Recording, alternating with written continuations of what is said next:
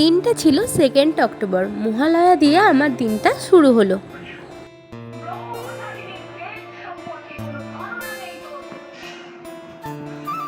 মহালয়ার দিন ভোর থেকে শুরু হয়ে গিয়েছিল ঝমঝমিয়ে বৃষ্টি।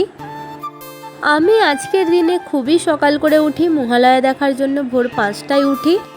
সেই ছোট্টবেলা থেকে মহালয়ার প্রতি আমার একটা আলাদাই অনুভূতি কাজ করে। চলো তোমাদের সাথে একটা গল্প শেয়ার করি। ছোটবেলায় ভোর 5টার সময় ঘুম থেকে উঠে আমি আর দাদু একসাথে মহালয়া দেখতাম। সেই ছোটবেলার দিনগুলো এখন সত্যি খুব মিস করি। সকালবেলায় আমার হাজব্যান্ড আর বাপি চলে গিয়েছিল পুকুরে তর্পণ করার জন্য। Hello everyone, good morning, welcome to my channel তোমাদের নন্দিনী। আশা করি তোমরা ভালো আছো, সুস্থ আছো, অ্যান্ড আমরাও খুব ভালো আছি। আজ হচ্ছে 2রা অক্টোবর। আজ শুভ মহালয়া। শুভ মহালয়ার প্রীতি, শুভেচ্ছা, ভালোবাসা ও অভিনন্দন জানাই তোমাদের সবাইকে। সকাল সকাল উঠে রেডি হয়ে গেছি, কারণ আজকে যাচ্ছি আমার বাবার বাড়ি দুর্গাপুজোর তত্ত্ব দিতে। সো চলো কী কী করি না করি সেটা তোমাদের দেখ, অ্যান্ড আই হোপ তোমাদের আজ ভিডিওটা দেখতে খুব খুব খুব ভালো লাগবে। সো চলো এখন দিনটাকে স্টার্ট করি। তো বন্ধুরা, আমি আর আমার হাজব্যান্ড দুজনেই রেডি হয়ে গেছি। সো চলো তোমরা ভিডিওটা কন্টিনিউ দেখতে থাকো। বেরিয়ে পড়লাম বাড়ি যাওয়ার উদ্দেশ্যে।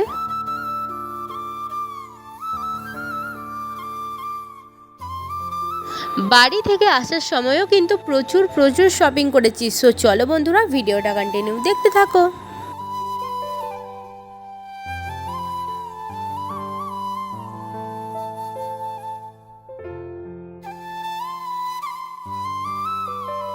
সকাল করেই বেরিয়ে পড়েছিলাম, তাই বাড়ি থেকে আর ব্রেকফাস্ট করে বেরানো হয়নি। তাই এক জায়গায় হোল্ড করে আমরা ব্রেকফাস্ট করে নিলাম। খাওয়া দাওয়া কমপ্লিট করে চলে গিয়েছিলাম বাজার কলকাতায়। এখানে কিছু কেনাকাটির ছিল, কেনাকাটি করে চলে গেলাম বাড়ি।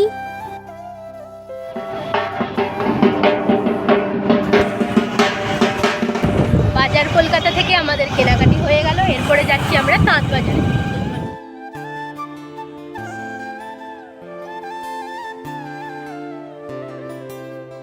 চলে এলাম আমরা বাড়ি।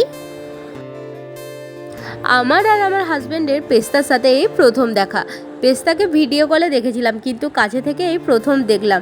প্রথম আমি খুব ভয় পাচ্ছিলাম, তারপরে আমার ভয়টা কেটে গিয়েছিল। কিন্তু আমার হাজব্যান্ড প্রথম থেকেই যে ওকে প্রচুর আদর করছিল।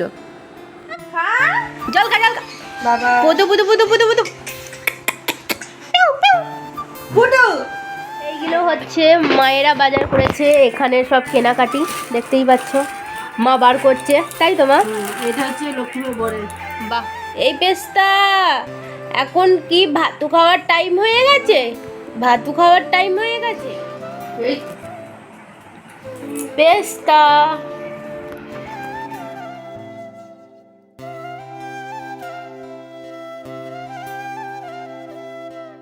মা এখানে অনেক কিছুই মেনু করেছিল, সেই সব দিয়ে খাওয়া দাওয়া কমপ্লিট করলাম আমরা।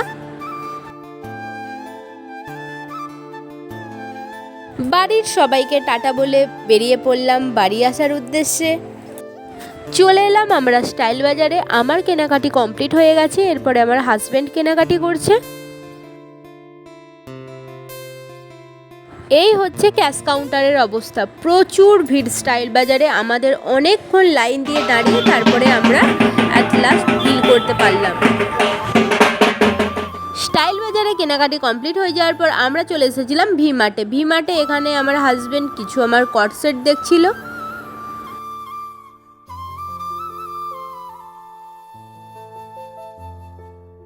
ভি মার্টে কেনাকাটি আমাদের কমপ্লিট হয়ে গেছিলো। তারপরে আমরা চলে গিয়েছিলাম তাঁত বাজারে। এখান থেকে আমার একটা লাল সাদা শাড়ি নেওয়ার ছিল।